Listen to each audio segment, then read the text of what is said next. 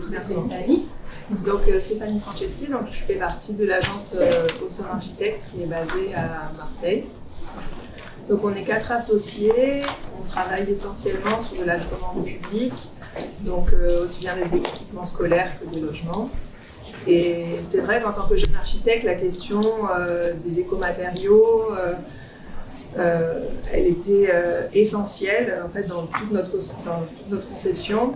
On a toujours cherché à tirer parti vraiment de ces nouveautés et de ces expérimentations. C'est vraiment des choses qui nous tiennent à cœur. Donc on est au sein de l'agence, on est 2 accompagnateurs BDM, donc c'est le label Bâtiment Durable Méditerranéen. Et les thématiques qui sont développées dans ce label, c'est vrai qu'elles font écho un peu à notre travail. Donc c'est aussi bien une question de réflexion sur...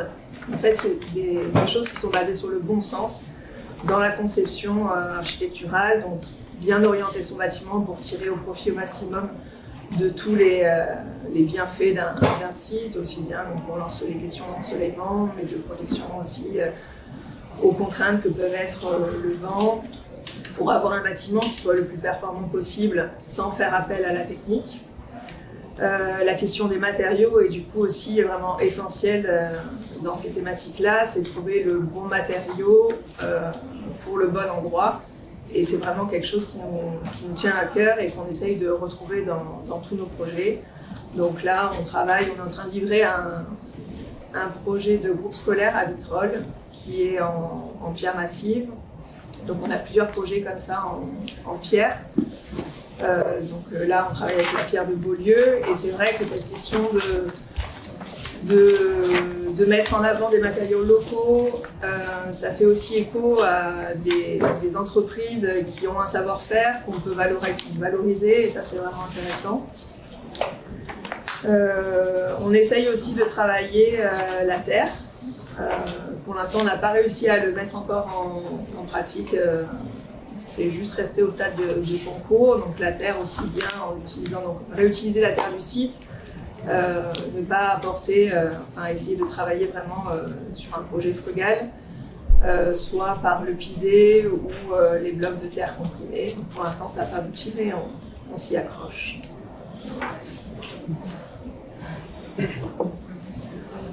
Donc, je suis architecte, je suis aussi urbaniste.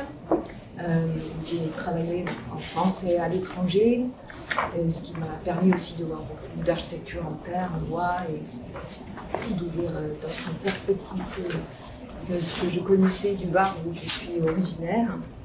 Et en même temps,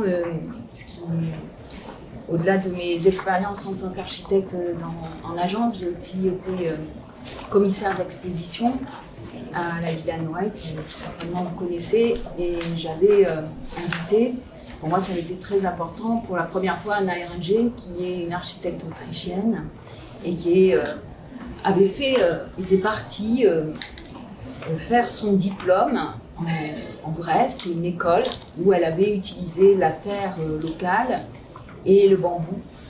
Et elle avait une vraie volonté, parce qu'elle n'était pas encore diplômée, mais elle avait... C'était dans le cadre d'une ONG.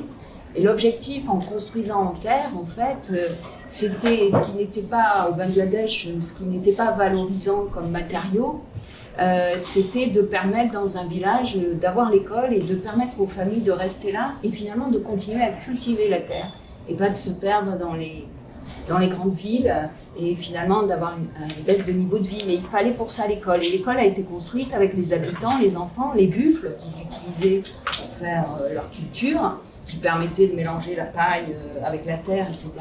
Et puis les bambous locaux. Elle est rentrée dans son pays, elle a passé son diplôme, elle n'a pas eu une très grande reconnaissance dans son diplôme par rapport à ce travail qui a représenté pratiquement 1 an de sa vie à faire ça. Mais je pense qu'elle a... après, elle a rencontré Martin Roche, etc. Elle a quand même été un phare, quelque part, et un repère pour beaucoup d'étudiants. On continue à étudier ces bâtiments, elle a continué à construire, etc. Et j'avais invité, donc je l'avais invitée, c'était la première fois qu'elle avait une expo en France. Elle était, après son diplôme, elle voulait continuer ses engagements et ce travail-là avec la terre, et c'était très difficile. Et moi, je pensais trouver quelqu'un qui était reconnu, etc. Et en fait, j'ai rencontré quelqu'un qui était vraiment heureuse d'avoir une expo en France qui lui permettait d'être appuyée par rapport à ce qu'elle faisait. Alors que ça me semblait être une évidence déjà à la base. Et il y avait une autre équipe de jeunes architectes, là c'était des Norvégiens. Ce qui est intéressant, c'est que Anna Eranger, elle s'est pas dit, tiens, en tant qu'architecte, j'aimerais faire du bien, ce que tous les architectes veulent faire de toute manière. Elle venait des ONG. Et en fait, elle s'est dit, dans les enjeux auxquels on a à faire face aujourd'hui, la question d'habiter et des moyens de construire son habitation est importante. C'est pour ça que je veux devenir architecte. Donc, c'est pas l'architecte qui se tourne vers l'ONG, c'est l'ONG qui se tourne vers les architectes. Ça, c'est vraiment intéressant. Et à côté, il y avait à la même période, avec quelques années d'écart, des jeunes architectes norvégiens. Alors, la Norvège ayant du pétrole, c'est un pays riche. Eux, ils ont fait un travail tous ensemble dans l'école. Ils ont rénové un vieux bâtiment. Puis ils ont dit, c'est super qu'entre tous étudiants, on arrive à faire quelque chose, c'est génial.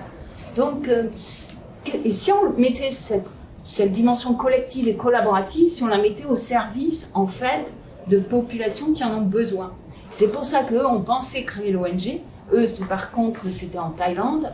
Et c'était donc pour des enfants qui étaient orphelins, en fait. Et ils ont imaginé un village qui associait aussi des matériaux locaux, mais aussi des matériaux recyclés. Et en même temps, ils allaient sur place et ils fabriquaient ça. Et en même temps, ils ont découvert une chose, la même chose qu'Anna Eranger, c'est-à-dire qu'ils ont rencontré en effet des savoir-faire locaux liés à la terre, liés au bambou, etc.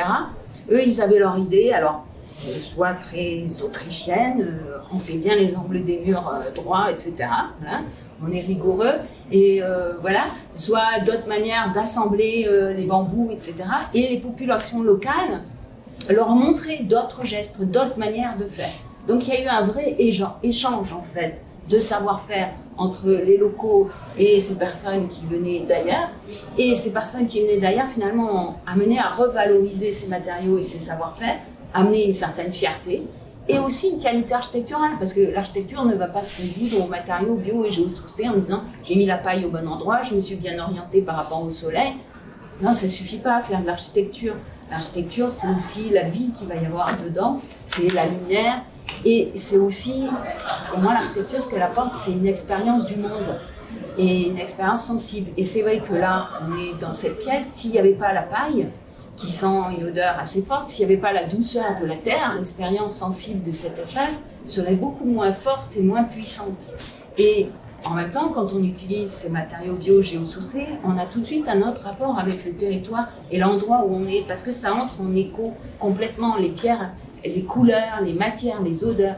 Ces matériaux-là, pour moi, au-delà de la dimension éthique qu'ils pourraient avoir, ils ont aussi une dimension complètement, je dirais, de nous reconnecter au monde et de nous redonner notre place. Et puis ce rapport, je dirais, extrêmement de la main, quelque part, et du corps avec ces matériaux, puisque pour revenir à l'école, qui a été faite avec les enfants, les bambous, il faut être à deux pour tisser les bambous, les tresser, etc. Il y a une dimension collaborative dans le travail, et il y a aussi une dimension de la reconnaissance de la place de la main, et du geste, et du savoir-faire, et aussi de la transmission et du partage. Et en même temps, on retrouve dans le nœud le pêcheur, on retrouve la laine, on retrouve finalement ce savoir-faire qui n'est pas que dans le bâtiment, dans les gestes.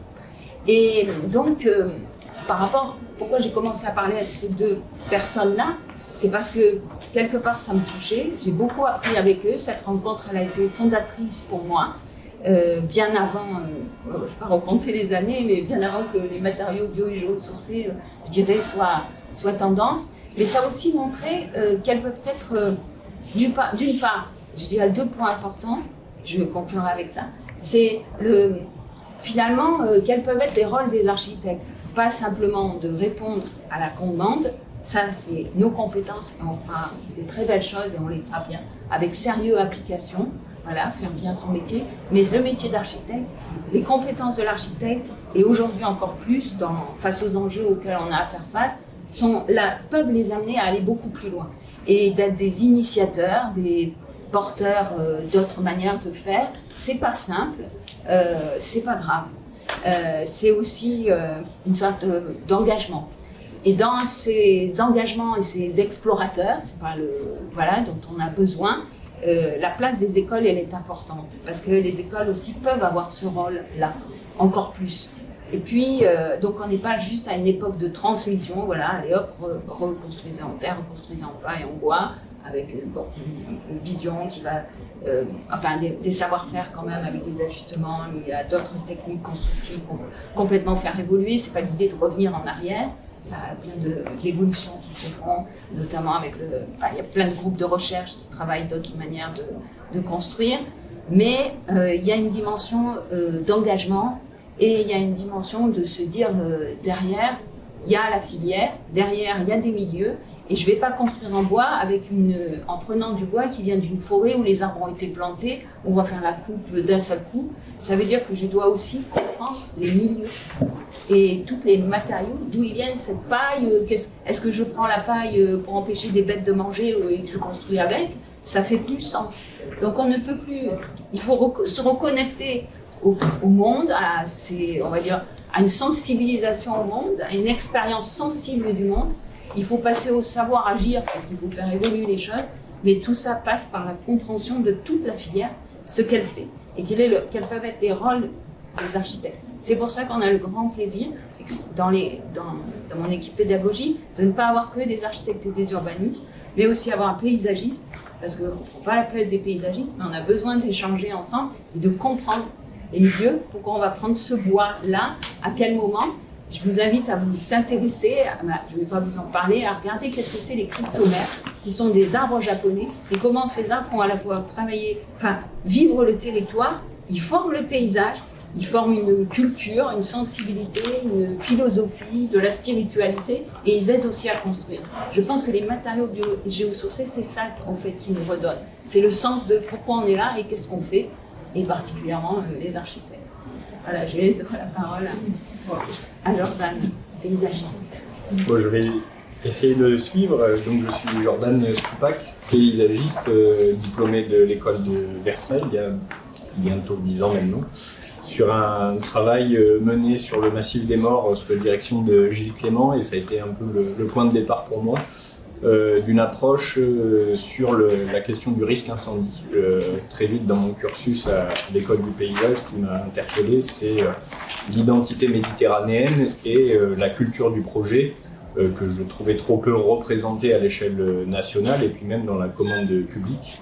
Et plus largement à l'échelle du bassin méditerranéen, on avait peu de connaissances sur le projet méditerranéen. Et donc le travail de diplôme sur presque 1 an et demi a été une manière aussi de rentrer en dialogue avec le territoire, donc arpenter le massif des Morts, aller à la rencontre des habitants, des élus, et puis tout ce travail d'immersion aussi a contribué à redécouvrir aussi des savoir-faire traditionnels du levage de liège, de l'apiculture, du pastoralisme, et au point de se dire finalement des outils de gestion dont on a un peu oublié le sens et dont on peine aussi à soutenir les filières, notamment l'agriculture et l'élevage qui sont en déclin depuis plusieurs années. Et la question du risque incendie, elle remettait un coup de projecteur sur la manière dont on avait de soigner et d'habiter un territoire. Et finalement, c'est par cette entrée-là, je ne suis pas de suite arrivé aux matériaux, parce qu'en tant que paysagiste, on a rarement l'occasion aussi d'arriver jusqu'au projet de dessin, de calpinage, encore que dans la maîtrise d'œuvre urbaine, on soit à ces échelles-là. Mais disons qu'on a plutôt des approches telles que j'ai pu les mener au début de ma carrière sur de la stratégie de territoire, de l'accompagnement des élus et des communes à définir un programme, définir parfois même une commande. Et c'est pour ça que j'ai été amené à travailler sur le manuel paysager environnemental de la gestion forestière du parc naturel régional de la Sainte-Baume, qui était un long travail pour accompagner les acteurs du parc naturel régional dans une gestion durable de la forêt, puisqu'on sait à l'échelle de la région PACA, la forêt est à 70%, voire 80% privée. Or, le regard et la perception qu'on en a, c'est de se dire la forêt est un bien commun. Et l'idée, c'est d'amener petit à petit des éléments de connaissance à la fois aux habitants, mais aussi aux étudiants. Et c'est comme ça que j'ai été amené à rejoindre l'école d'architecture de Lumigny en 2017. Finalement, la fin de mon travail de diplôme m'avait laissé un peu sur ma faim sur la question des lisières, de se dire aujourd'hui on a une extension urbaine qui va progressivement pénètre le territoire dans une matrice forestière, et en même temps on a un abandon des cultures qui contribue à une remontée biologique, c'est-à-dire une progression de la forêt sur des territoires qui étaient autrefois cultivés, et tout ça en moins de 50 ans. Du coup, on a une génération et des perceptions aussi qui ont évolué. Donc l'idée, c'était d'amener ce matériau-là, qui est de la connaissance et du savoir auprès des architectes. On a souvent la critique facile en école du paysage ou à l'extérieur de dire que les architectes font des projets en dehors du contexte et du site, et j'avais envie de pouvoir redonner aussi en tant que paysagiste, renouer ce dialogue-là et de se dire que finalement on travaille un support et des thématiques similaires. Et l'idée, c'était d'amener les architectes à comprendre ce que c'est l'écologie du milieu méditerranéen, de la dynamique forestière. On n'est pas dans de la futée de Fontainebleau ou de la Pinède des Landes. On a une physionomie forestière qui est plutôt torturée, on a des peuplements forestiers bas, clairs, on n'a pas l'humidité qu'on peut trouver dans d'autres forêts à l'échelle du territoire. Et du coup, c'était de faire percevoir aux étudiants ces ambiances. C'est-à-dire, lorsqu'on est dans une chênaie, lorsqu'on est dans une pinède, on a un rapport à l'humidité, à la lumière, aux odeurs, puisqu'il n'y a pas les mêmes communautés de champignons dans ces sous-bois-là. Et que tout ça, ça peut participer aussi à une expérience sensible et que ça peut être restitué après dans des projets. Et on voit depuis qu'on travaille ensemble, on a démarré en 2019, en pleine période de confinement, ce rapport au territoire où on avait encore eu le temps en partenariat avec le CAUE, d'aller vite sur le territoire de Rougier au début. Parcourir comme ça sur une journée avec les étudiants le territoire, c'était de suite une expérience qui les faisait sortir de la salle de classe, qui est plutôt rare dans leur cursus. Alors que en projet de paysage, en école de paysage, le plus quart de notre temps, on est en train d'herboriser, donc c'est-à-dire faire une reconnaissance botanique, du dessin et autres. Donc l'idée, c'était d'amener aussi des outils pédagogiques et de voir de quelle manière les architectes pouvaient se les approprier. Et réciproquement, de mon côté aussi, ça m'a permis de développer une culture constructive et de voir aussi comment le matériau était perçu par les architectes comme un produit qui rentrait dans un principe constructif, et d'amener les architectes à se dire finalement, par mon projet, je convoque une filière, des écosystèmes et des milieux dont finalement je peux soutenir économiquement la gestion et l'entretien, et on rebouclait pour moi à terme avec cette résilience qu'on recherche par rapport au risque incendie, qui est de dire finalement en réactivant ces filières jusqu'à la manière d'habiter le territoire, on pouvait aussi redonner du soin et une dimension plus sensible et aussi écologique dans la manière d'habiter le territoire, et sortir un peu du schéma classique de sapeur-pompier qui est de dire de suite l'incendie c'est un sujet qui fait peur, c'est un sujet d'expert et du coup ne vous en occupez pas, mais bien de se dire que les métiers de la conception, je rassemble architectes, paysagistes et urbanistes, peuvent rentrer en dialogue et aussi parfois proposer des alternatives dans le contexte de changement climatique qui nous préoccupe tous. Voilà. Merci.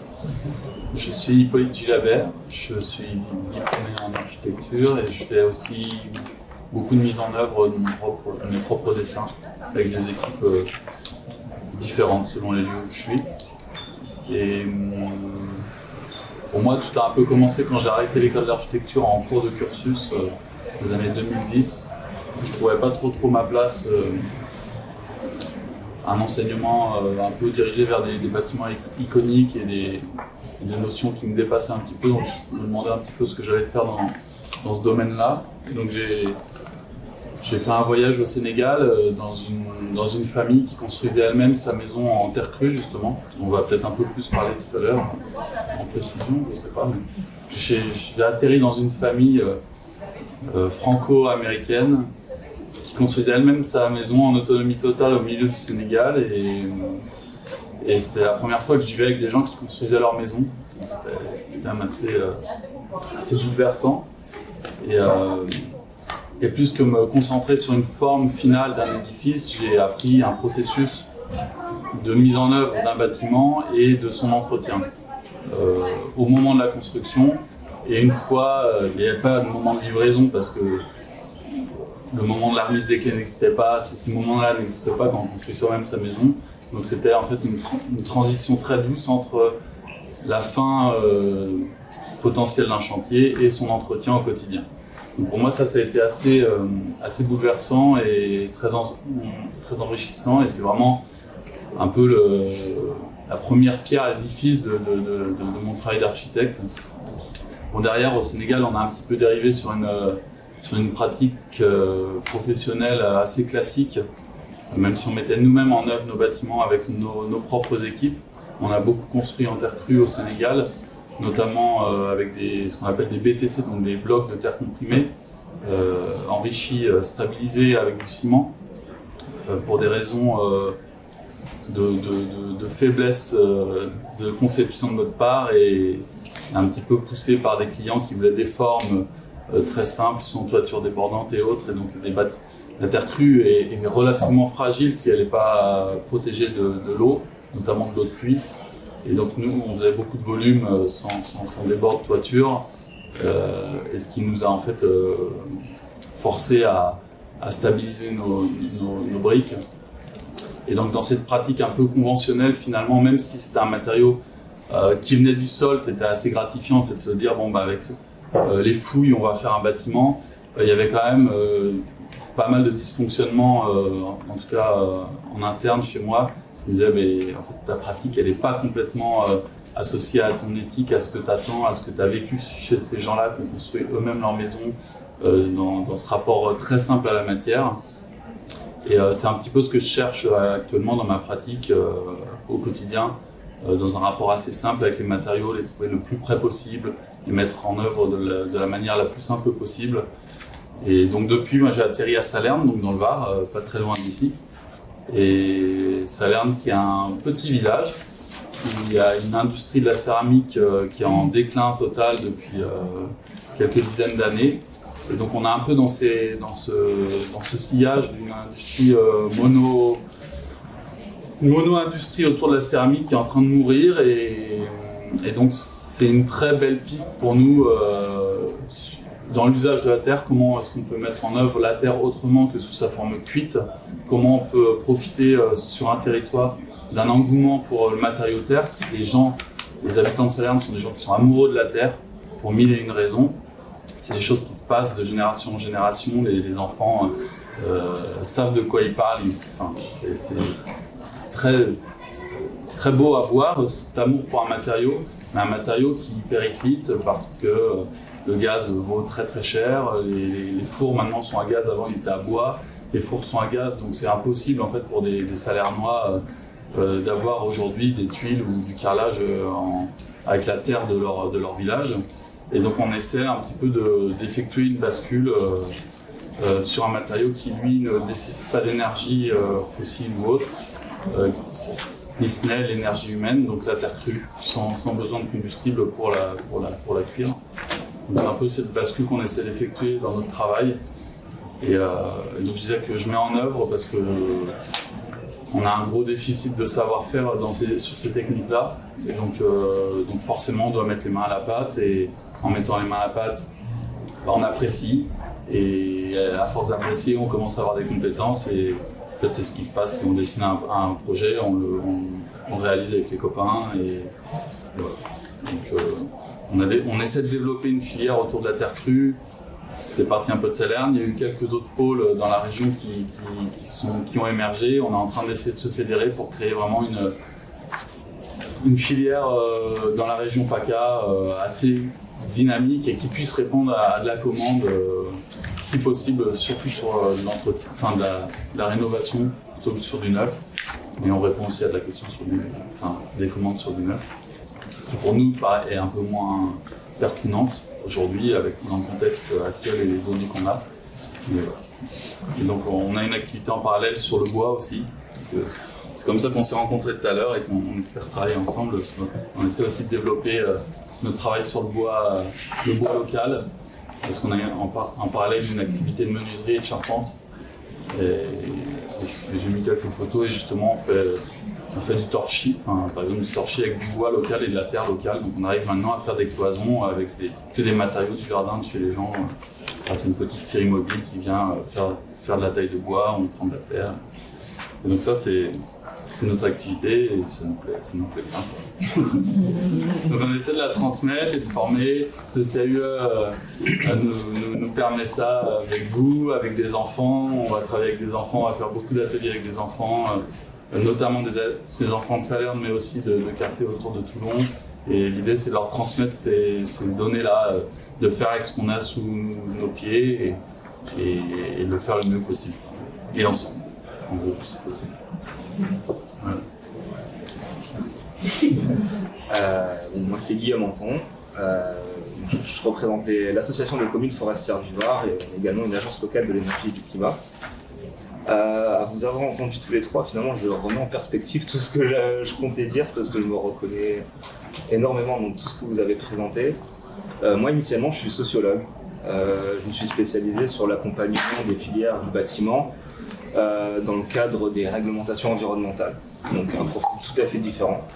J'avais une approche exclusivement centrée sur une approche énergétique, finalement la performance thermique, c'est ce qui m'animait en tant que sociologue.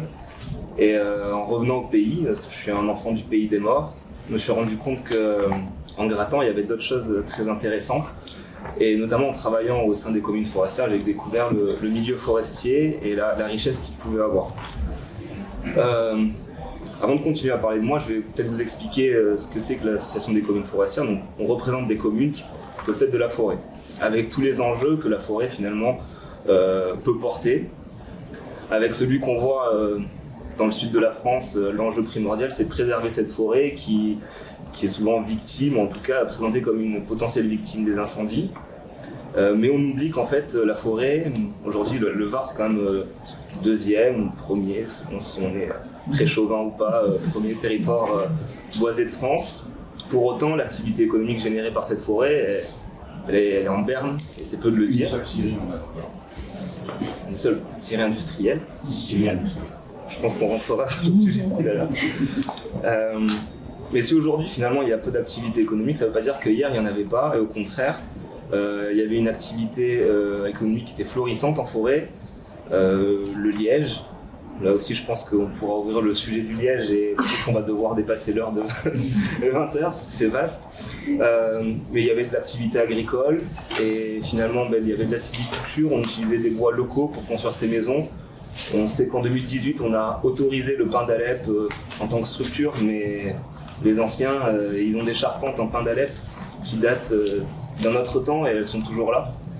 Donc, en creusant, en découvrant tout ce milieu-là, je me suis rendu compte qu'au-delà de la performance thermique, le bâtiment il véhiculait énormément de choses et qu'en sortant du bâtiment, on atterrissait dans la forêt et on faisait un lien entre deux univers, deux milieux sociaux qui sont un peu pointés du doigt parce que les personnes qui mettent en œuvre et qui travaillent tant dans la forêt que dans le bâtiment, c'est un petit peu, en caricaturant, le bas de la classe sociale. Pour autant, c'est des savoir-faire qu'ils ont, ces gens-là. Et à travers les écomatériaux, finalement, on redonne de la valeur à ces savoir-faire. L'industrialisation du bâtiment a énormément déconstruit les savoir-faire.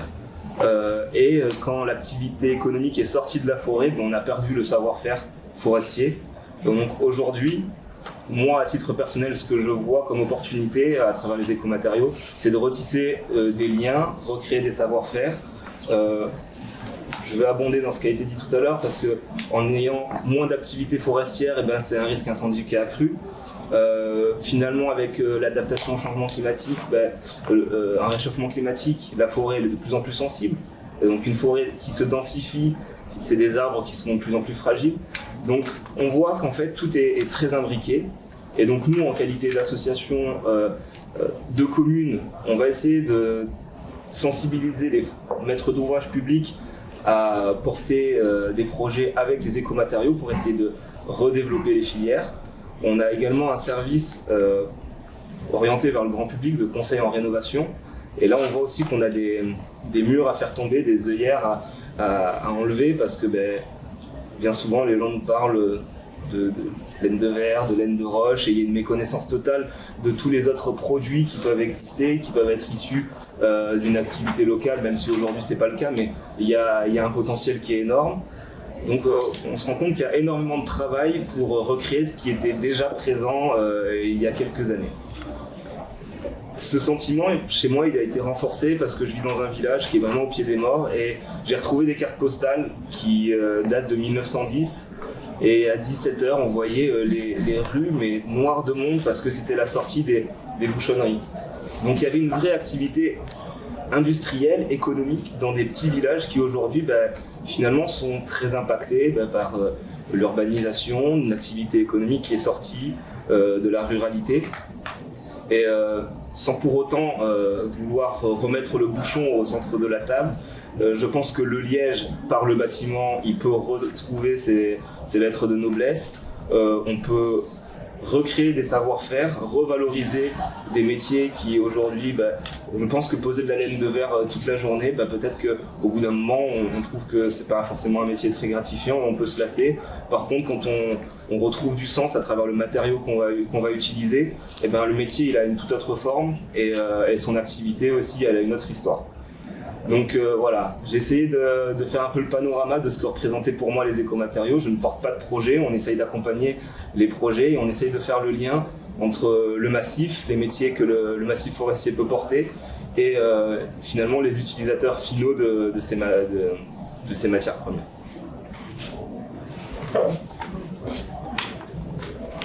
Pour continuer, est-ce que vous avez des questions déjà après cette présentation?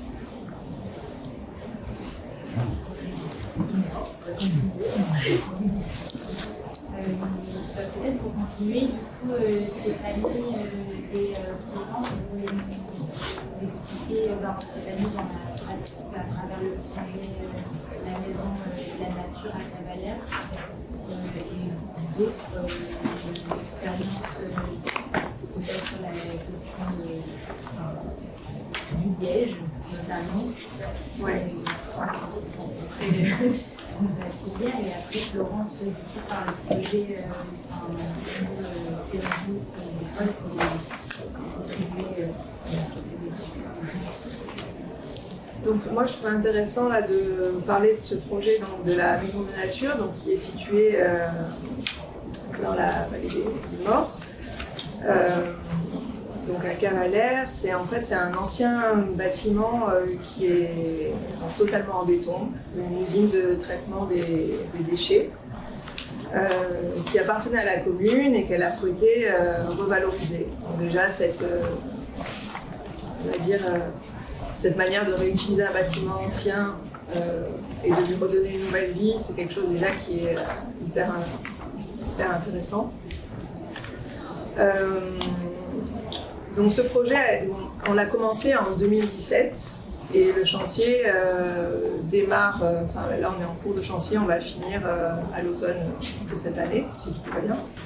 Et donc il a un petit peu évolué au fur et à mesure des années qui ont passé. On a rencontré différents problématiques.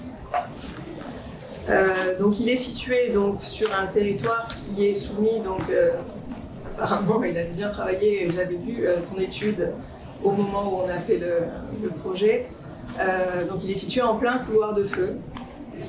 Ce qui nous a causé quelques soucis, parce que nous on avait prévu donc comme c'est un bâtiment existant, et qu'il était au milieu de toute une forêt de liège, on trouvait intéressant de travailler avec ce matériau qui est le liège et de s'en servir pour venir isoler par l'extérieur le bâtiment et le fondre en quelque sorte un petit peu dans ce paysage. Donc le liège venait réhabiller ce bâtiment qui est un peu vétuste et en même temps jouer le rôle d'enveloppe thermique.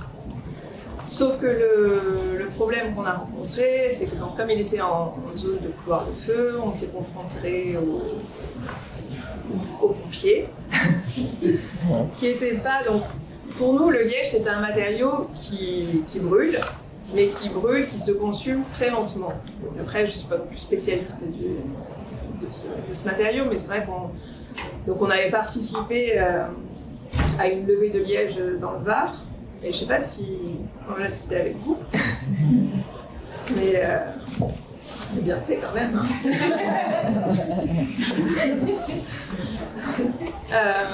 Donc c'était hyper intéressant de se dire qu'on pouvait récolter le matériau et puis le transformer. Donc, parce que nous on avait eu un premier contact avec une entreprise, parce que ça se fait pas mal au Portugal.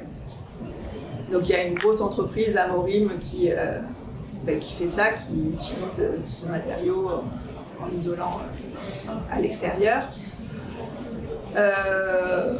En France, ça se fait pas encore. Donc là, on trouvait ça vraiment intéressant de pouvoir essayer de développer cette filière du liège varois pour venir transformer ce matériau. On ne savait pas si on aurait pu le mettre en place directement sur notre bâtiment, ou si c'était juste lancer le truc et puis que ça se passe après à plus long terme sur d'autres projets. Donc tout ça pour donc on n'a pas réussi à aller au bout de cette démarche. Donc suite à la rencontre avec les pompiers qui nous ont indiqué que pour eux ce matériau brûlé, qu'il n'était pas possible de le mettre sur une façade et de porter le risque que les populations qui seraient à l'intérieur se retrouveraient du coup.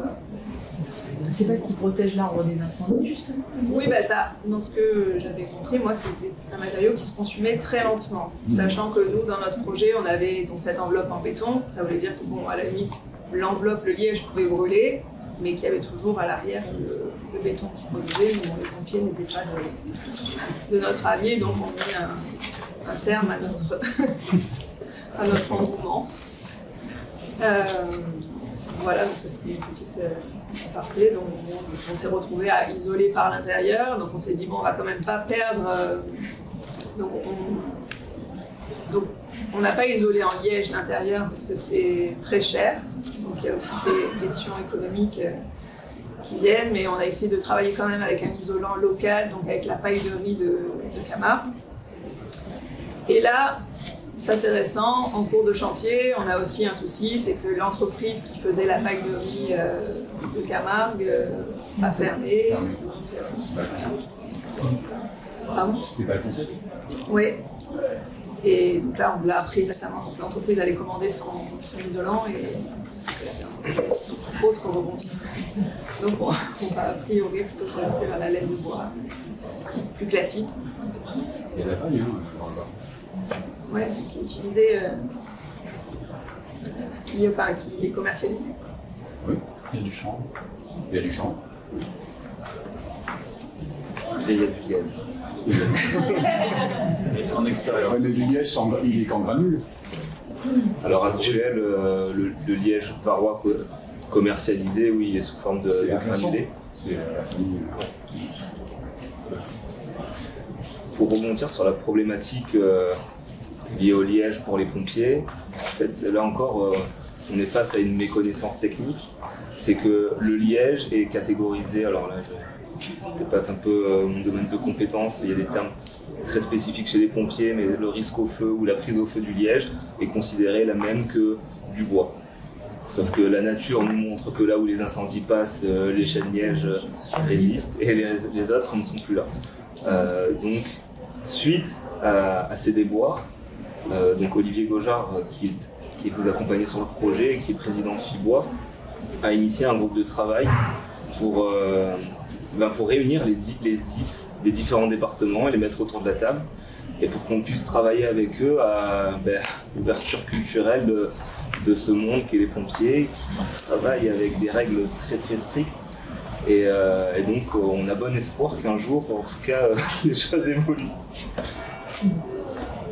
Oui, et puis là en plus il y avait tout un travail aussi en termes paysagers, où il y avait eu une étude paysagère qui a été faite et qui est en cours de réalisation pour savoir comment débroussailler, comment renaturer par endroits pour empêcher la propagation du feu, comment utiliser les animaux justement pour venir entretenir les zones et éviter la propagation autour de ces lieux un peu touristiques. C'est dommage. C'est là que vous parliez du lien avec l'agriculture, justement. Là, on voit que quand il y avait des troupeaux, il y avait peut-être aussi moins de problèmes de feu, alors d'incendie, c'est ça? La présence humaine en fait en forêt aussi réduisait considérablement le risque incendie. On a parlé tout à l'heure d'une forêt qui se développait de façon un peu sauvage. Donc c'est le cas à l'heure actuelle, mais à l'époque, maintenant, quand on se balade en sous-bois, même si la forêt est dense, on retrouve encore des vestiges de restants qui traduit qu'il y avait une présence agricole très active. À l'heure actuelle, c'est dur d'y accéder. Il y aura également tout un programme pour ça. Et ce sera, on est passé. Je comprends en fait, parce que nous, c'est exactement ce qu'on développe dans l'atelier. C'est exactement ce qu'on développe dans l'atelier, par contre. Et donc, en fait, on part du territoire. On réfléchit à un territoire, on prend une commune, parce que ça aide. On était parti des îles au départ, parce que sur les îles, toutes les questions sont posées. Le transport, le déchet, avec quoi on se nourrit, qui est là, on sait qui est là, etc. Et en fait, quand on va dans les territoires ruraux, c'est un peu des îles aussi, et la forêt rend aussi un peu cette dimension d'insularité propice à penser un projet beaucoup plus global, et pas simplement le périmètre entre guillemets d'une parcelle sur laquelle qu'on attribuerait à l'architecte. Ce qui veut dire que, par rapport au témoignage que vous venez de faire, c'est que en fait, les hypothèses qu'on a développées, mais peut-être qu'on reprendra, qu'a déjà expliqué Jordan, c'est de dire que voilà, on a ces risques d'incendie, ils sont liés à un usage qui a évolué de la forêt, qui est une forêt jardinée. Voilà, parce qu'avec les châtaigniers, le liège, ils ont tous besoin de l'homme. Et ça, c'est intéressant parce qu'on n'est plus dans une opposition sauvage et puis les hommes de l'autre côté. Et de la protection, et on ne doit pas toucher. Donc cette dimension de synergie, d'alliance, de coopération, de collaboration, qui existait déjà dans l'ancien temps, mais avec notamment l'agriculture, etc. Par exemple, nous on étudie les hameaux de la garde freinée. Les hameaux de la garde freinée, ils ont très peu de risques d'être touchés par les incendies parce qu'ils savaient où les placer en fonction du vent, etc. Et qu'en plus, après, ils étaient entourés, plus ou moins par des activités agricoles. Après, il y a plein de raisons que je ne vais pas développer ici. Donc, nous, on imagine les modes d'habiter dans l'avenir dans ces territoires ruraux du Var. Donc là, on travaille maintenant sur le massif des Morts, qui a été frappé par de nombreux incendies. Et donc, soit on se dit, on met les grands DFCI, voilà, et puis on interdit de construire là et tout ça, et puis on fait un blocos en béton, et donc il n'y a pas de problème. Soit on se dit, peut-être qu'il faut penser l'aménagement global autrement, et avec la place de l'agriculture, mais elle doit quand même être accompagnée parce qu'on est dans des changements climatiques et on ne peut pas continuer les mêmes types d'agriculture. Le chanvre était déjà cultivé, et ça c'est aussi intéressant. Prendre soin de la forêt, c'est aussi pas seulement tirer des fruits, mais aussi les matériaux, aussi les châtaigniers, différents arbres. Sauf que pour nous architectes, c'est un challenge intéressant et qui amène à la créativité, parce que ça veut dire qu'on va avoir, par exemple pour le pin, c'est des petites sections, donc on n'est pas sur les grandes poutres en lamellé-collé. Donc ça veut dire qu'il faut repenser les systèmes constructifs, il faut s'adapter. Ça amène à de la créativité, donc c'est pas un problème pour les architectes. Mais juste avoir conscience qu'on ne va pas construire de la même manière. Donc cette manière de penser l'aménagement du territoire qui permet à la fois de diminuer les aléas incendies, de changer nos modes de vie, de penser à la question de l'eau aussi, de toute manière, de la ressource en eau, qui amène en même temps un développement de filière, donc du travail aussi pour les jeunes, parce que nous, ce qu'on rencontre, c'est des jeunes qui ne trouvent pas de débouchés, de savoir aussi finalement des modes de vie, des manières d'habiter qui sont beaucoup plus en synergie et en harmonie avec l'environnement. C'est-à-dire qu'on élargit les compétences des architectes. La culture de l'architecte, c'est celle de la conception et du projet. Mais le projet, du coup, il ne commence pas au moment où le commanditaire vous dit de faire un bâtiment qui n'est peut-être pas au bon endroit. Peut-être que le projet n'était pas au bon endroit non plus. Donc déjà, on va se battre, etc. Ce n'est pas le bon programme. Et finalement, ce qui apparaît dans cette réflexion de qu'est-ce qu'on construit, pourquoi on le construit, où on le construit, on va habiter sur place et on rencontre des personnes qui nous expliquent le liège, la levée de liège, qui nous expliquent la manière de cultiver les oliviers. Vous voyez, c'est aussi important pour nous que de comprendre les matériaux, pourquoi ils habitent ici, etc. Comment ils voient aussi l'avenir. Donc on ne répond à aucune commande, on est totalement indépendant, on émet des hypothèses et on fait, je dirais, de la prospective. Et l'objectif, c'est que cette prospective, elle amène à avoir des futurs architectes qui aient une vision beaucoup plus systémique de tout ce qui fait qu'on construit, de pas simplement se réduire, comme vous le disiez, aux performances ou au savoir-faire, mais de se dire, voilà, la forêt, c'est un lieu vivant, c'est aussi des ambiances, c'est propice à l'imaginaire, mais habiter juste à côté, qu'est-ce que ça veut dire, voilà, les rapports entre forêt et agriculture qui sont très importants et très intéressants, qui amènent justement à d'autres aménagements, d'autres manières d'habiter, d'autres matériaux, d'autres espaces.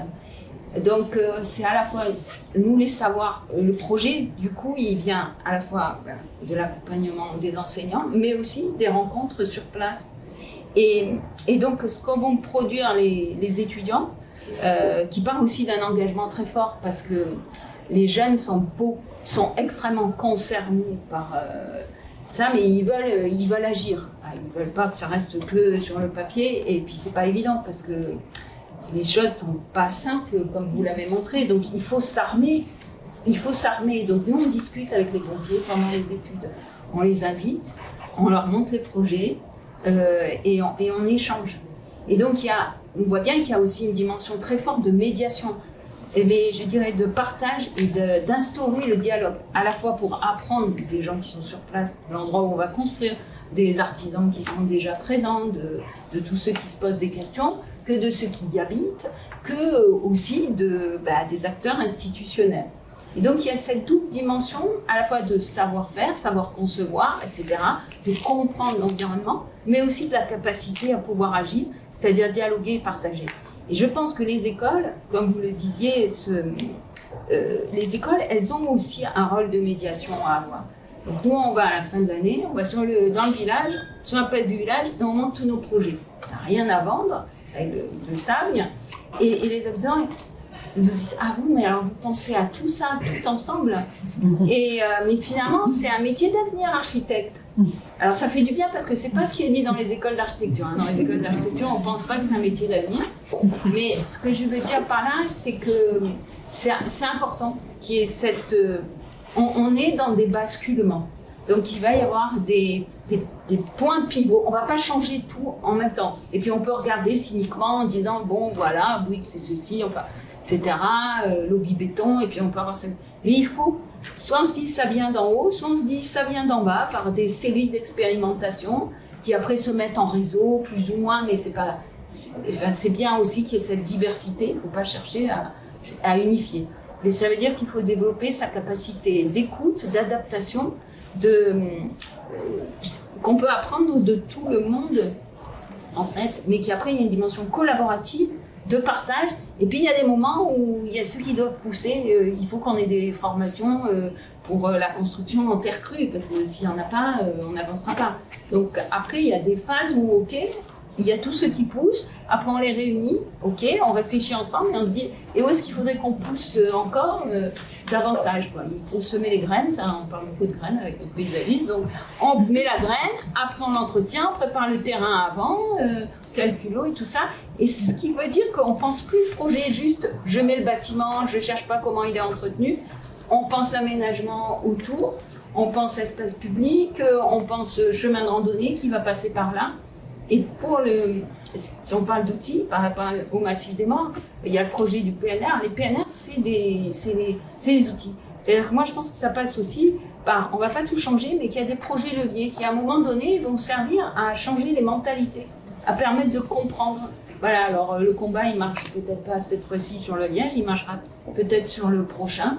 Et c'est ça qui est intéressant, c'est de voir par système d'acupuncture qu'est-ce qui peut fonctionner et qui, à un moment donné, il faut vraiment accompagner. Et donc, c'est plus les grands plans ou les grandes directives en disant votre bâtiment il doit être comme ci, comme ci, comme ça, etc. on doit s'adapter, on doit être capable de s'adapter aux incertitudes parce qu'il y en a beaucoup. Donc on espère qu'on forme des étudiants qui s'adapteront aux incertitudes parce que personne ne peut dire quel sera l'avenir. Ça c'est certain. Alors soit on se dit on est pessimiste, soit on est optimiste, on se dit donc ils ont partie de gens qui aiment l'imagination, c'est ce dont on a le plus besoin aujourd'hui. De la conscience, de l'imagination et du savoir agir. Voilà, et bon, le CIE participe dans tout ça, bien évidemment. Voilà. Voilà. Mais il faut créer ces synergies-là. Et les missions de l'architecte jusqu'à maintenant, elles n'étaient pas aussi larges et il faut qu'on leur redonne leur place. J'entends les concepteurs dans ce sens-là et pour accompagner tout le monde, on soit tous ensemble, quoi. Voilà, en fait, finalement. Jordan, Oui, pour prendre la suite, parce que j'ai aussi en coulisses aiguillé Nicolas Faure, qui est le paysagiste qui nous accompagne sur le projet de la Maison de la Nature. Et donc on était dans la même promotion et c'est vrai que ces points de blocage, ils apportent beaucoup d'enseignements aussi, puisqu'on est dans des temps de friction entre des professions de la sécurité c'est de la sécurité civile, donc qui sont régies plutôt par une doctrine militaire et réglementaire, et du coup là on accueille du public en forêt dans un temps estival qui est très préoccupant, dans un contexte aussi où on a une réflexion côté sécurité civile sur la dispersion des moyens humains et matériels. Voilà, si ça brûle en même temps en Aquitaine, en Corse, dans les Pyrénées-Orientales et en Provence ou dans le Jura, il y a bien un moment où il va y avoir une limite matérielle. Et donc la norme et le réglementaire permet de créer un peu des garde-fous et des boucliers dans des commissions comme ça, où finalement les SDIS, les services départementaux d'incendie et de sécurité, ont un avis auprès duquel bien souvent les élus se réfèrent. Et donc l'idée, c'est qu'en tant que concepteur, il faut qu'on apprenne aussi à reposer des questions et savoir quel est le point de blocage dans le principe constructif ou dans le temps d'occupation du bâtiment.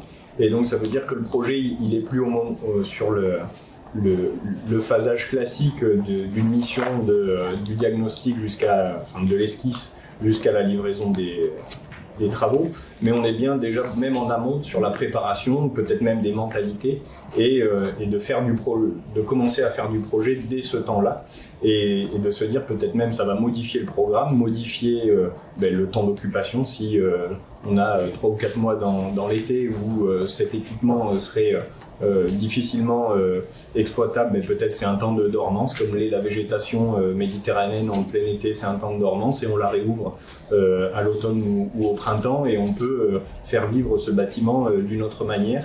Et donc c'est aussi d'autres réalités, puisqu'en tant que maître d'œuvre, on a bien souvent des temps de commande qui sont liés aussi à des financements et du coup des temporalités très courtes. Donc on est souvent aussi pressé sur cet aspect-là, ce que n'a pas un atelier. C'était pas le cas. Là. Non, c'était pas le cas. Bah non, vu que là ça a duré plus de 5 ans. Là, on avait une bonne temporalité. Mais voilà, c'est souvent rare aussi des projets qui peuvent s'étirer comme ça dans le temps long, et ça peut être aussi une manière de remettre les acteurs autour de la table et de se dire bon, mais quel est le projet compromis ou médian qui permet d'installer un dialogue. Et c'est ce qu'on essaye aussi de développer à l'école d'architecture, c'est de mettre les étudiants dans une capacité à poser des questions plutôt que de simplement prendre la commande et répondre avec leurs acquis et leur savoir-faire, mais de reposer des questions et parfois même de ne pas hésiter à redépasser le cadre de la commande classique et de se dire quelles doivent être les conditions pour que le projet puisse advenir, vivre, et puis même au-delà du temps du projet, vivre et évoluer après dans le temps long. Donc cette question des matériaux, elle nous ramène aussi sur ce temps long, qui est le temps de la mise en œuvre, mais il y a aussi le temps de la transformation. Qui le transforme? Est-ce que c'est localement? On voit qu'il y a des unités qui manquent à l'échelle régionale, et peut-être même aussi en amont, et c'est un peu ce à quoi moi je m'attache dans l'enseignement, c'est de faire prendre conscience qu'il y a une ressource sur pied sur le territoire, on nous annonce des gisements de bois, de terre, de pierre, un petit peu partout, sauf qu'il faut aller le chercher, et au moment où on cherche, il y a une réalité économique de chantier, d'opérateurs et d'intermédiaires qui est extrêmement compliquée. Donc finalement, les architectes ont une responsabilité dans l'idée de dire, en construisant en pain d'Alep ou en pain maritime, ou en essayant avec des avis techniques spécifiques au projet, de réactiver ces filières-là. Et finalement, on n'est plus dans le folklore de autrefois, on construisait en pain maritime où on avait le liège. On réinvente un statut contemporain à ce matériau. On n'est pas dans de la nostalgie d'une rusticité constructive, mais on réinvente une manière de construire, de convoquer ces matériaux. Et finalement, ça crée un nouveau vocabulaire, et ça, c'est un petit peu aussi l'effet de transformation des étudiants à l'entrée au studio et à la sortie, c'est que finalement, ils ont l'impression d'avoir une nouvelle palette d'outils. Et finalement de dire je peux dialoguer avec un agriculteur parce qu'il va me fournir de la laine, ou parce que les animaux sur le temps de préparation de chantier 5 ans, ça peut être super pour débroussailler. On peut aussi faire venir une scie mobile et prélever des arbres qui vont réduire la biomasse combustible et peut-être mieux rassurer aussi les pompiers. Et on voit bien que finalement le bâtiment, c'est une manière de se rassembler autour d'une manière de faire et construire ensemble. Et en même temps, on mobilise des acteurs qui n'étaient pas du tout invités autour de la table de l'acte de bâtir. Et finalement, ça devient du paysage, puisqu'on va transformer ces milieux et ces territoires. On va transformer la relation de l'agriculteur avec l'architecte ou l'élu. Et donc ça relance des choses, et ça provoque des choses qui des fois nous dépassent. Donc c'est important, et c'est aussi pour ça qu'on fait ces ateliers de restitution publique, parce qu'on met les étudiants en situation de responsabilité, de dire vous avez rencontré et concerté les habitants pour qu'ils vous partagent comment ils vivaient le site et de quoi ils avaient besoin. Et bien maintenant, à vous de présenter, défendre et argumenter, comme vous devrez le faire après dans votre vie professionnelle auprès des habitants et des futurs commanditaires, comment le projet doit venir et de quelle manière vous proposez de l'accompagner. Donc ce phasage dans le temps long, c'est peut-être un des apports des métiers du paysage à l'architecture, c'est de déployer le temps souvent réduit de la commande et du projet, et de l'amener dans des réflexions plus longues, et peut-être même aussi à faire relativiser les pompiers. Ça brûle depuis des millénaires en Méditerranée, sauf que c'est plutôt le changement d'occupation du sol et notre rapport au territoire qui a évolué. Donc c'est plutôt sociologique. Et du coup, ce phénomène risque incendie qui crispe tout le monde, c'est aussi une manière de se dire ça peut être une identité, une signature constructive à l'échelle du territoire. Je reste là. Je passe la parole. Pour préciser sur ton activité, soit côté la manière dont tu travailles en artisan, ou alors peut-être sur l'investissement, l'association et toutes les... je trouvais que ça fait peut-être écho avec ce que disait Florent sur comment former autour de ça c'est...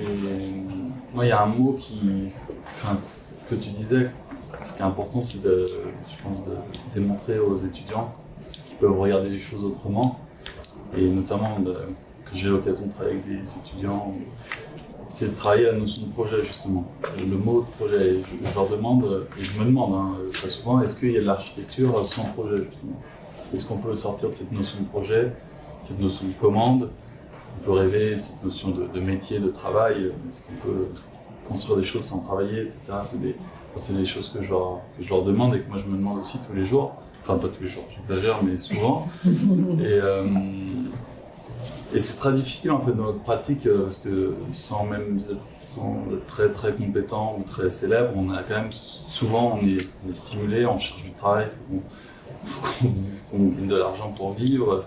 Donc on doit répondre assez vite à des commandes, souvent utiliser des matériaux qui sont sous notre main, ce que je disais tout à l'heure. Donc quand on a la campagne, on a la chance d'avoir de la terre, du bois, peut-être du liège, de la paille. Mais ça, c'est pas toujours le cas. Enfin, la preuve, c'est difficile de trouver d'autres types d'isolants que du liège ou de la laine de bois. Les panneaux d'herbe, ça se fait aussi. Oui, mais c'est quand même pas évident à trouver.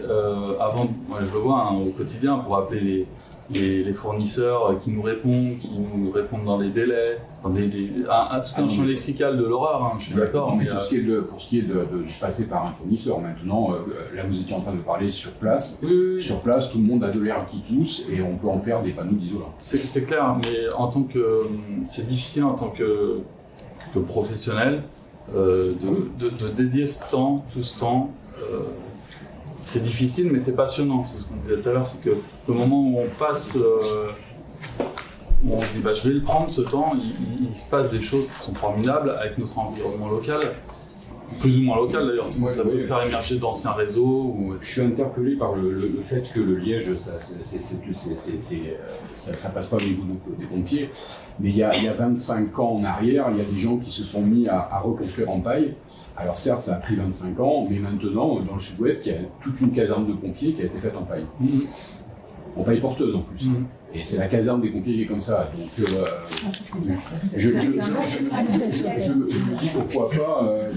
Donc ils ont conscience que la paille, ça se consume, mais ça ne brûle pas. Et je veux dire, ils pourraient avoir la même conscience sur le liège. Mais après, c'est vrai que c'est un travail qui, malheureusement, prendra peut-être aussi 20 ans pour qu'on arrive à avoir une caserne de pompiers en liège. En tout cas, peut-être malheureusement ou heureusement, c'est-à-dire que c'est quand même des moments qu'il ne faut pas être désespéré. Justement, on parlait d'optimisme. Il faut qu'il y ait des gens moments, ces 20 années, ça fait des années qu'il faut considérer comme étant riches et c'est là où moi ma pratique plutôt dans le faire me plaît beaucoup, dans l'artisan, entre guillemets, mais pas le statut, mais voilà, d'être sur le chantier. On sort de ce temps de projection et d'angoisse justement du rendement ou autre. C'est-à-dire qu'on est dans l'expérimentation, dans le faire dans une forme aussi d'instantanéité et de dialogue avec d'autres corps de métier, des gens à la retraite aussi. Nous, on a beaucoup d'anciens artisans, des maçons, des charpentiers qui viennent et qui nous posent des questions, qui nous donnent des outils formels, informels. Et en fait, ces moments de butée, ces moments difficiles, ils deviennent hyper riches humainement et localement. Donc, je comprends ce que vous faites avec les étudiants et moi j'invite à aller même plus loin, justement, même sur ces notions de projet, en fait, qui est un peu stigmatisante parfois, et se poser cette question, ça fait vivre autrement aussi. Ce qui m'interroge dans ce que vous dites, mais en allant dans votre sens, mais c'est que justement pour des, disons, 50-60 dernières années, on est allé de plus en plus vers une architecture de projets, mais de projets normés et préétablis. C'est-à-dire qu'on a l'architecte et les bureaux d'études dessinent le projet qui va passer par différentes coupes pour les permis, etc. Répond-il aux normes, oui, non, etc. Et finalement, on a perdu ce temps aussi dans le chantier de la réelle évolution du projet, et qui était ce temps de l'artisan, de la main, de la collaboration et de partage de différents savoir-faire, et qui permettait d'évoluer et de s'interroger. Et vous, il y a cette chance finalement aussi qu'il y ait eu des contraintes qui vous a conduit à pouvoir remettre en question votre projet. Mais bon, voilà, c'est de savoir aujourd'hui, au-delà des normes, au-delà justement des contraintes incendie, des normes PNR, PMR, etc., voilà, c'est comment, malgré tout, injecter cette dimension de l'artisan, justement, qui petit à petit va être capable de monter, voire démonter, et poursuivre, et s'enrichir justement de ce dialogue sur le chantier. Et qui est à nouveau invité justement par la mise en œuvre de matériaux justement du site. Tandis que c'est sûr que quand on arrive avec des parpaings machin fabriqués en usine, alors il me fait rire l'histoire des pompiers parce que ça les empêche pas d'avoir des casernes avec des menuiseries PVC et ça passe, ça choque personne. Mais bon, et donc quand on arrive avec des matériaux préfabriqués, etc., de toute façon, il y a plus tant d'échanges. On a des poseurs, on a des... et le projet n'évolue pas. Forcément pas de manière intelligente. Ouais. C'est vrai que sur les...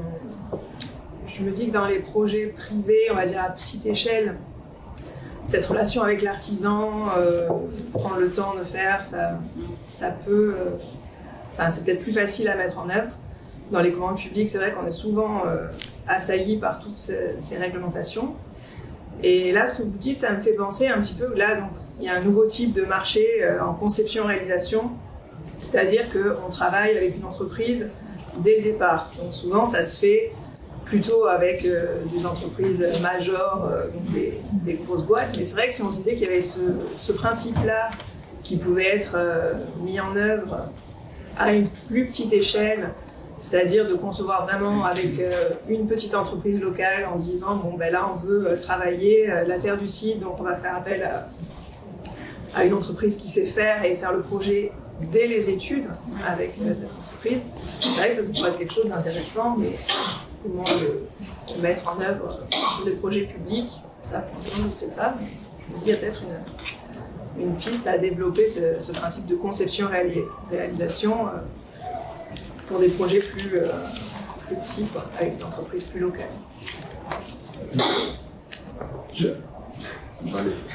Il y a aussi le fait que, enfin, en tant que jeune architecte, je ne sais pas si aujourd'hui, est-ce qu'on ne sait plus comment on fait. Avant, pour l'architecture vernaculaire, on arrivait toujours à se débrouiller pour faire quelque chose issu de matériaux locaux, et on pouvait toujours construire aussi juste ce qu'il faut d'une manière modulaire.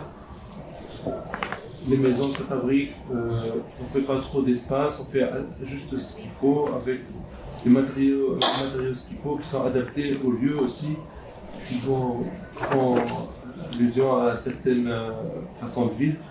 Mais aujourd'hui, est-ce qu'on a un problème à se voir ainsi, ou est-ce qu'on a trop de luxe, partons sur des logements de promoteurs ou encore des choses plus complexes de fabrication?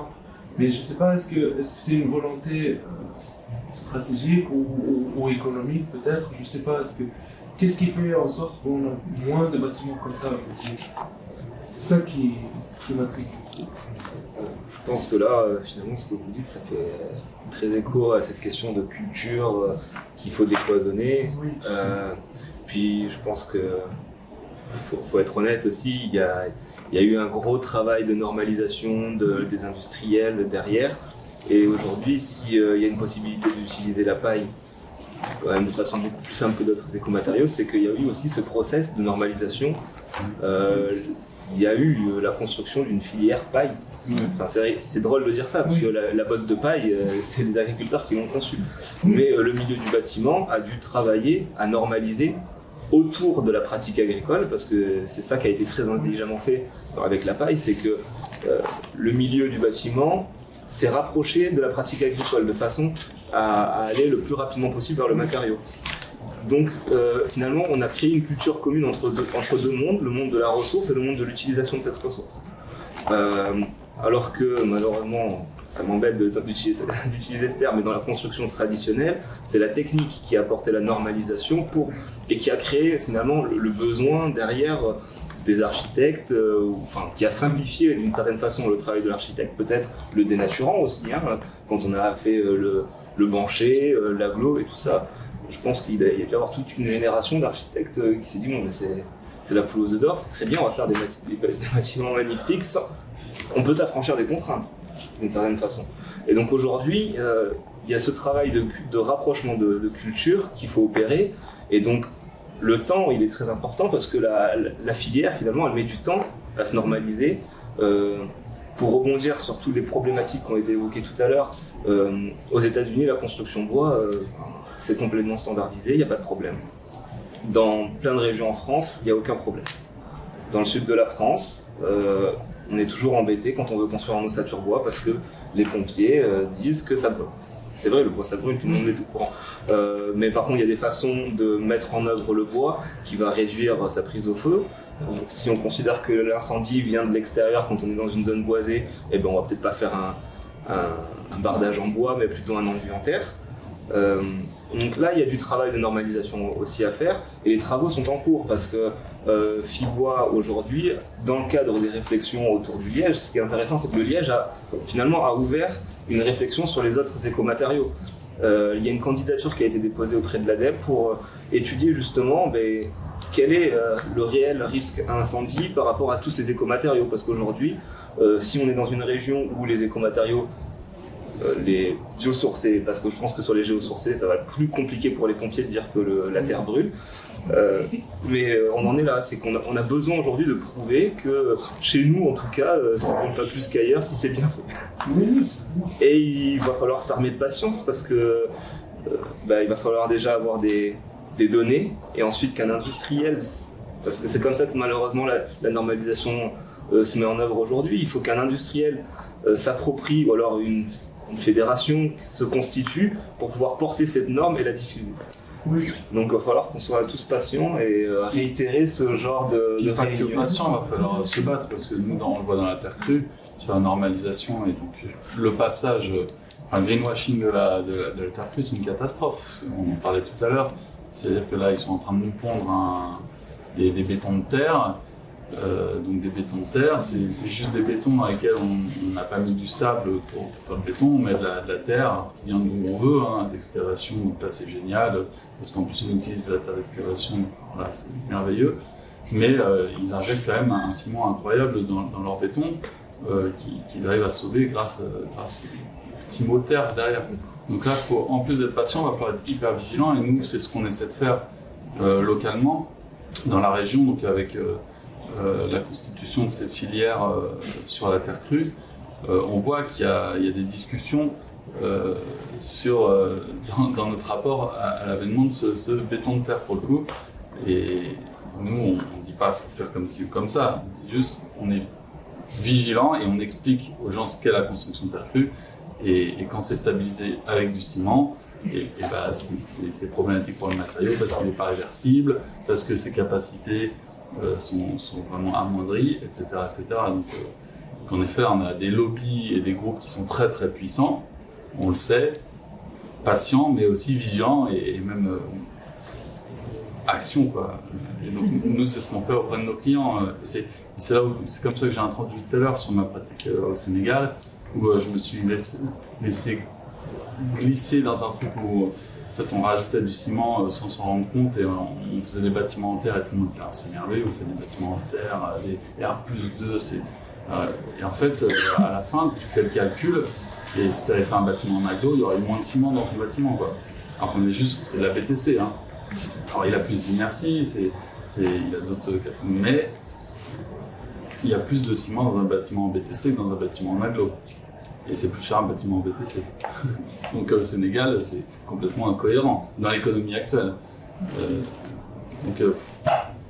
Même sur soi-même, il faut être hyper vigilant parce qu'on on se laisse avoir par des choses pourtant très simples. Le calcul produit en proie, ça fait facilement finalement sur là, et puis en fait, on se rend compte que c'était une catastrophe. Pourtant, il était rouge, le bâtiment, il était beau. Oui, c'est pour ça qu'il faut se former vraiment. Parce que c'est pas parce qu'on a une culture d'architecte qu'on s'est construit en terre crue. Hein. Non. Et ça, la terre crue, elle est, entre autres, mais même tous les différents bois, même le liège, c'est pas juste. Je vais mettre un peu les pieds dans le plat, mais bon, ça pourra changer, mais il y a beaucoup de néo-modernes qui se mettent à s'habiller en matériaux bio-géosourcés. Et puis en fait, c'est complètement une autre manière de voir l'architecture, l'espace, les modes constructifs, les personnes qui vont construire. Parce que si on a ça, mais que du coup le bois il vient de très loin, ou tout ce que je disais, il faut du coup regarder d'abord quel est le terrain, qui localement peut construire ces artisans. Donc nous on a fait ce voyage en ruralité française, là, l'Auvergne, voilà. D'habitude, les écoles d'architecture, on va dans les grandes villes, on va aller à Berlin, etc. Barcelone. Nous, on a été voir les bâtiments dans les territoires ruraux français. Il se passe plein de choses belles et intéressantes. et avec des architectes combatifs, avec des écritures architecturales aussi, parce qu'il faut en parler de ça, qui sont très intéressantes et qui parlent de la filière et qui parlent du territoire dans le bâtiment et qui parlent du rapport à l'environnement, etc. Et donc c'est des combats qui mènent tous comme vous le dites. Moi, ce que je trouve vraiment intéressant, c'est quel type d'espace aussi ça crée. Enfin, il ne faut pas être que dans l'éthique. Enfin, l'éthique doit être propice à la créativité. Mais la créativité ne doit pas juste prendre l'éthique comme pour dire, vous voyez, je suis créative puisque je suis éthique, donc j'ai rempli la case X, Y. Voilà, j'ai rempli, comme il y avait des développements durables, là, il fallait cocher les cases, quoi. L'architecture, c'est pas cocher des cases. C'est une vision quand même complexe, qui est faite d'humains, de ces matières qui sont vivantes et qui sont pas si faciles que ça non plus à travailler parce qu'elles sont vivantes. Et par exemple, quand on a été, une des grandes références, c'est le Vorarlberg, c'est cette région en Autriche. En Autriche, le bois ici, vous dites « Ah, ça a grisé, ça me plaît pas ». Voilà, donc déjà, il faut changer ce regard du bois qui grise, etc. Et puis, ne rabote pas le bois, c'est les pas qui vont faire que le bois va devenir ce qu'il est. Et puis, on va pas se battre, on va pas attendre 10 ans en disant « Ah, là, il faut que vous reveniez avec vos assurances et tout ». S'il y a un problème de planche, on la change tout de suite. Donc, c'est aussi une mentalité par rapport aux assurances. Donc il y a beaucoup de choses à emboîter. Ça veut dire qu'il faut qu'il y ait des lieux et des gens qui soient des initiateurs, qui portent. Tout le monde ne peut pas y arriver. Il y en a qui vont accompagner, etc. C'est pour ça qu'il faut des lieux d'expérimentation. Il faut qu'il y ait des endroits où on a des bâtiments, ils ont testé, ils deviennent emblématiques. Alors tout le monde ne peut pas les porter. Puis des lieux aussi d'échange et de partage, pour pouvoir discuter. Et voir ces expérimentations, simplement d'avoir manipulé la terre, ça peut changer beaucoup de choses dans l'esprit. Mais il faut faire le rapport entre changer les mentalités des personnes. Moi, je pense que les gens, ils sont beaucoup plus... Enfin, à travers nous, les rencontres qu'on a, les gens sont beaucoup plus prêts que ce qu'on pense. Ça, voilà. Après, c'est qui est dans l'action, parce que on peut dire je vais être en meilleure santé, etc. Mais ça va bien être le médecin qui va me soigner. Ça va bien être l'architecte. Au revoir, merci. Le paysagiste qui vont agir aussi. C'est aussi les commanditaires. Donc voilà. Mais après, les commanditaires, quand même, ça va aussi en s'élargissant. À une toute petite échelle, on a des discussions passionnantes avec les clients et justement, ces manières de faire différentes dans la manière de bâtir, de concevoir, ça passe par une manière différente de discuter avec son client. Et c'est des moments, on en parlait cet après-midi, moi je me souviens de mes profs d'archi à l'école, ils disaient surtout ne travaillez pas pour vos amis et pour votre famille. Et c'est quelque chose qu'on prenait comme texto. On était, ah bah oui, c'est clair, travailler pour les amis et la famille, c'est hors de question, c'est trop. Il l'a dit le prof. Et en fait, plus j'évolue, plus j'ai envie de travailler pour mes amis et ma famille parce que j'ai envie de passer du temps avec eux, de dialoguer, de discuter, de débattre sur le monde dans lequel on va vivre demain. Et aussi, plus mes clients deviennent mes amis. Alors qu'avant, c'était le pur client et on n'attendait qu'une chose, c'était la livraison et qu'on ne se revoit plus jamais, je supprime sa boîte mail, tout ça. Alors maintenant, c'est vraiment le contraire, c'est presque flippant, quoi. Les clients, ça devient mes amis. C'est parce qu'il n'y a pas la même attente. À la base, si. Moi, je pense qu'il n'y a plus la même attente qu'avant. Oui, peut-être. Oui. On n'achète plus simplement une forme ou une signature d'architecte. T'as raison. Donc, c'est pour ça que la relation évolue. Au début, on voudrait une cuisine aménagée parce que notre cuisine, ça va plus. On dit, il faudrait à base de toute façon faire la cuisine. Puis en fait, on s'assied, on discute, ça prend du temps et ça prend plus de temps que prévu parce qu'après, faut trouver les matériaux.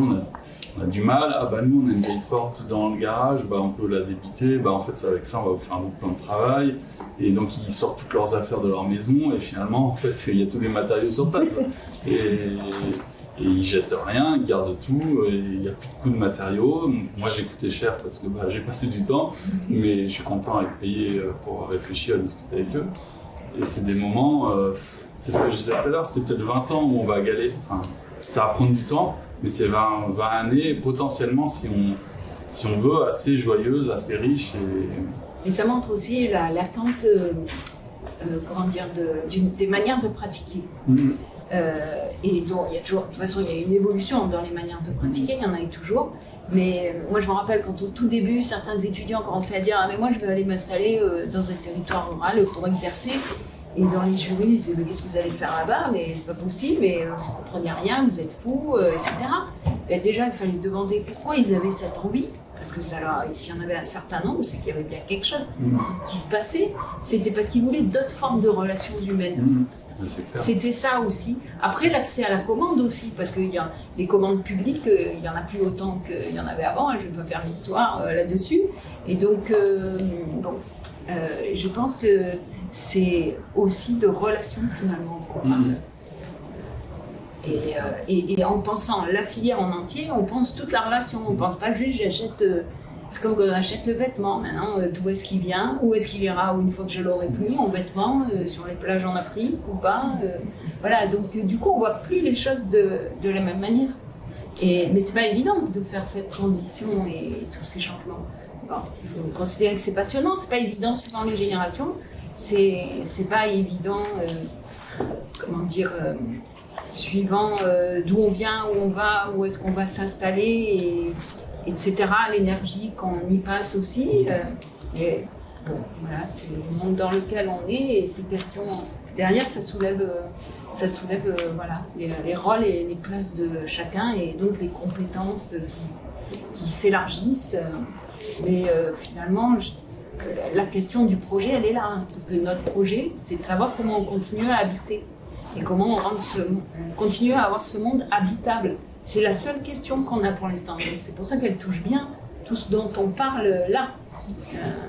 Donc c'est pas juste, tiens, c'est la mode, c'est la tendance, ou c'est ceci, cela. C'est l'habitabilité. Donc, comment on habite et comment on habite ensemble, tous ensemble. Voilà, et puis comment on transmet aux jeunes. Voilà, donc je pense que cette conscience-là, peut-être que suivant les générations, on l'a un peu plus, mais il y avait des générations précédentes qui l'avaient aussi. Il ne faut pas faire des caricatures. Ça s'est perdu il y a 70 ans. Mais pendant 2000 ans, les gens vivaient avec leurs voisins, avec leur famille même. La question de ça, à l'échelle du temps de la construction, la question du temps là, elle est très courte en fait, 70 ans. À l'échelle de l'histoire, c'est rien quoi. Et je dirais qu'aujourd'hui, en plus, nous on sent au niveau des collectivités, au niveau des acteurs, etc., qu'il y a une accélération aussi qui est prise, sur laquelle il faut être super vigilante, sans aucun doute, puisqu'aujourd'hui on voit Saint-Gobain créer des briques de terre crue avec du ciment, mais voilà, il à grande échelle, etc. Donc il faut être vigilant. Mais il y a aussi une accélération. On voit bien que les 20 ans durs qui sont passés, je ne pense pas honnêtement que ça soit encore 20 ans. Donc, je pense qu'il y a une urgence qui fait qu'il y a une accélération. Alors sûrement pas assez rapide, etc. On a tous envie. On est habitué aujourd'hui à ce que tout aille vite et qu'on ait des réponses vite et qu'on ait des choses rapidement en un clic.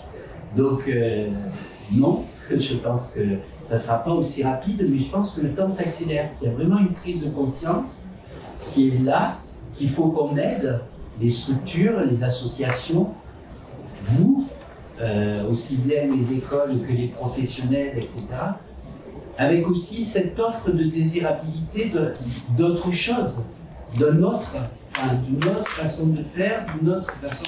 Vous avez aussi ce rôle-là en tant que professionnel, du paysage, de l'architecture, de l'urbanisme aussi, une réflexion, d'inviter à ce désir-là, de donner envie de changer nos vies par désir, et pas par contrainte. J'entends la nécessité d'avoir des règles, de faire évoluer les normes, etc. C'est un travail, ça, oui, qui doit être fait à l'échelle des organismes, de structures, etc. Mais je dirais que, en tant que professionnel de ce cadre de vie, de cette qualité de vie, c'est ce désir de nous. Parce que l'image, moi je fais partie d'une génération où l'image de la maison n'est pas en lien avec ce dont on est en train de parler là, de l'impact de construire. ma génération n'avait pas cette connaissance. Et vraiment, là, tout ce qui s'échange ce soir, les expériences, la place de chacun et tout, donne envie.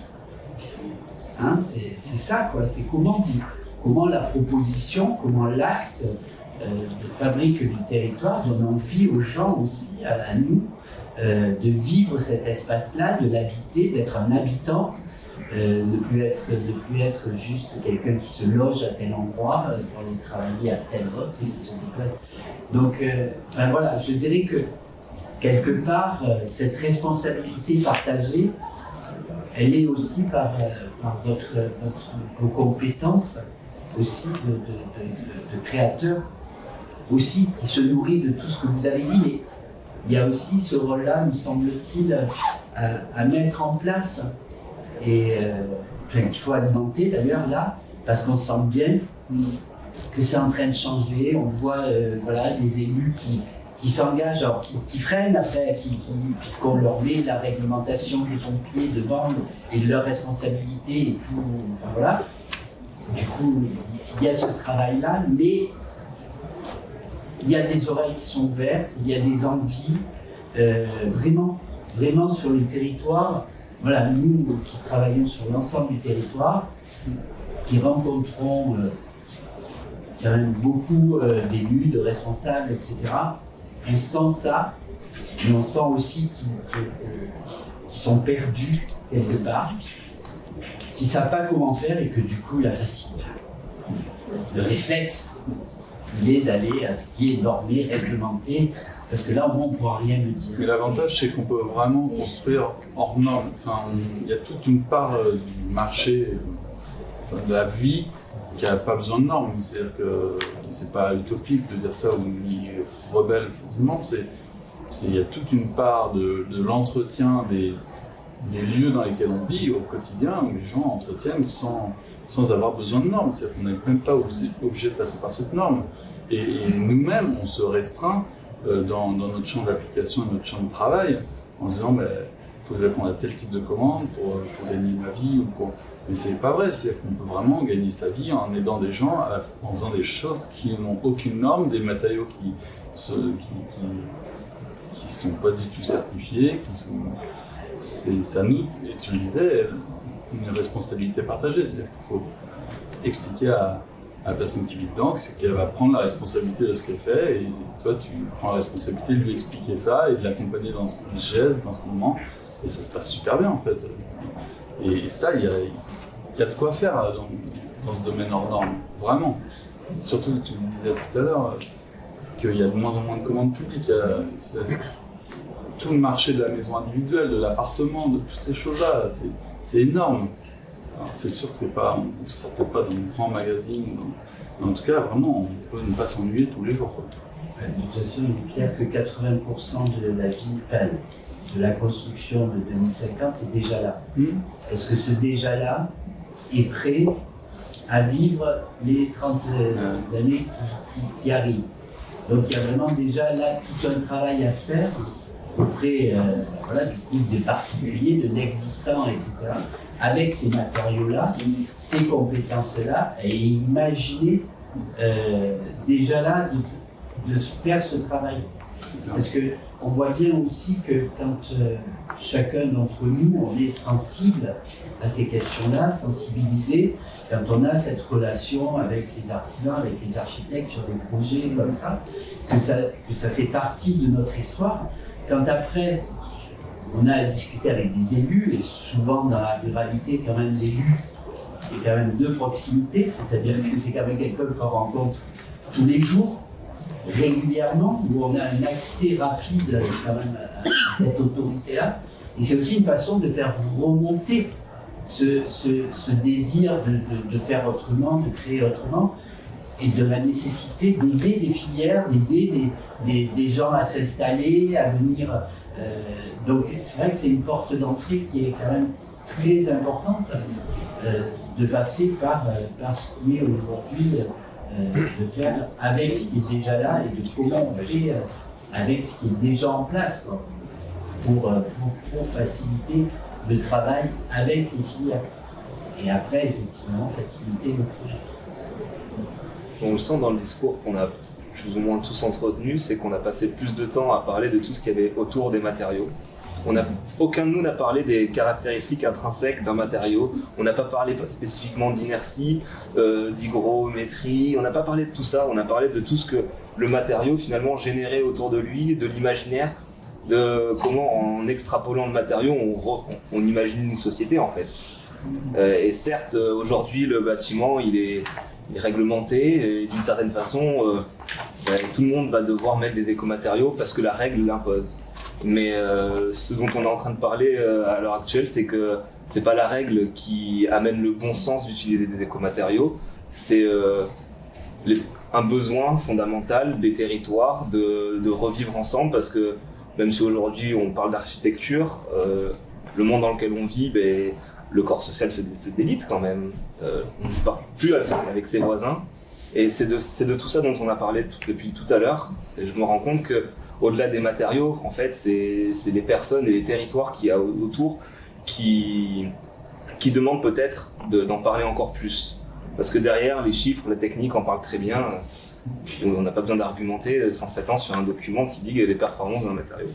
Par contre, décloisonner la pensée des gens, leur faire prendre conscience du pouvoir d'aborder la construction d'une certaine façon et l'impact que ça va avoir sur l'environnement et tout ce qui a été évoqué tout à l'heure. Je pense que c'est là le travail qu'on va avoir, qu'on a à l'heure actuelle, et cette mise en réseau qui est nécessaire, sortir des imaginaires, parce que même entre nous, tout à l'heure, monsieur, vous disiez, il y a une série dans le Var, et quand j'ai rencontré Hippolyte tout à l'heure, il me parlait de sa scierie mobile, et je me rends compte qu'au fur et à mesure, je rencontre des acteurs de la filière forêt, et en fait, il y a des scieries mobiles un peu partout dans le Var. Et en fait, il y a un vrai maillage.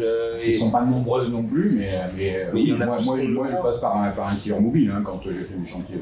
Donc finalement, ce réseau de professionnels qu'on imagine absent, il est là. Et c'est à force de parler de l'intérêt qu'on va avoir les uns et les autres autour des écomatériaux, de ce que ça peut générer, ça va faire boule de neige inévitablement. C'est vraiment ce que ça a révélé pour nous ces 3 mois, la réalisation de ces 3 mois autour de cette thématique-là. C'est les nombreuses initiatives varoises qui allaient dans ce sens-là. Et du coup, on était surpris de se dire ça existe, c'est qu'à un endroit. Et en fait, non, par exemple, sur les maisons en pierre, en terre, découvrir que dans le Var, en fait, il y a des tas de maisons qui sont en terre de plus d'un étage, que ça existe, que c'était là, et voilà, alors qu'au départ on croyait qu'il n'y en avait qu'une, et c'est ce travail-là aussi, c'est de se dire, c'est pas innovant, on n'est pas en train d'innover, ce qui est innovant c'est comment mettre en place les choses, c'est ça, c'est là où on a besoin de travailler parce qu'on a perdu ce lien, tout ce dont vous parliez juste avant, c'est comment on fait, on a besoin de refaire ce lien-là, mais c'est aussi de montrer comment, parce que se pose la question du métier d'architecte, du métier de paysagiste, c'est des questions qui se posent aujourd'hui. Est-ce que quand on voit arriver des étudiants, nous, on reçoit plein de jeunes de 3e qui disent nous, on aimerait bien faire architecte, paysagiste, etc. Donc on se pose la question du coup du métier, et on voit combien ces métiers sont importants sur ce qui est la qualité de vie, et que c'est des faiseurs de qualité de vie, c'est pas des faiseurs de construction ou d'aménagement. C'est vraiment l'objectif du travail des professionnels, c'est d'amener cette qualité de vie aussi bien à l'intérieur qu'à l'extérieur, aussi bien dans les milieux ruraux que dans les milieux urbains. Et du coup, c'est ça aussi qui est important, c'est aussi de mettre en avant ces professions qui participent à l'économie, qui participent à cette qualité, Donc c'est ça aussi, ces 3 mois-là nous donnent encore plus, je dirais quelque part, raison d'essayer de faire le travail que l'on fait sur l'ensemble du territoire, que ça soit dans les missions de conseil auprès des collectivités, que ça soit dans les missions de sensibilisation auprès du jeune public, mais aussi auprès des adultes, que ça soit... Enfin, et il y a vraiment, et on a vraiment besoin de le faire ensemble. Voilà, parce qu'on se connaît, on sait qui est qui, mais qu'est-ce qu'on fait ensemble, quelle est cette intelligence ensemble, cette réflexion ensemble qui va nourrir les métiers et les filières. Et je pense que c'est vraiment dans ce sens-là où voilà, on est content de ce printemps qui va être sa fin. Mais il y aura d'autres aventures, mais qui ont semé des graines, effectivement. Parce que nous aussi, au CAE, on a aujourd'hui une équipe de paysagistes, qui est l'équivalent de l'équipe d'architectes, etc. Et ce qui montre cette volonté de travailler en transversalité.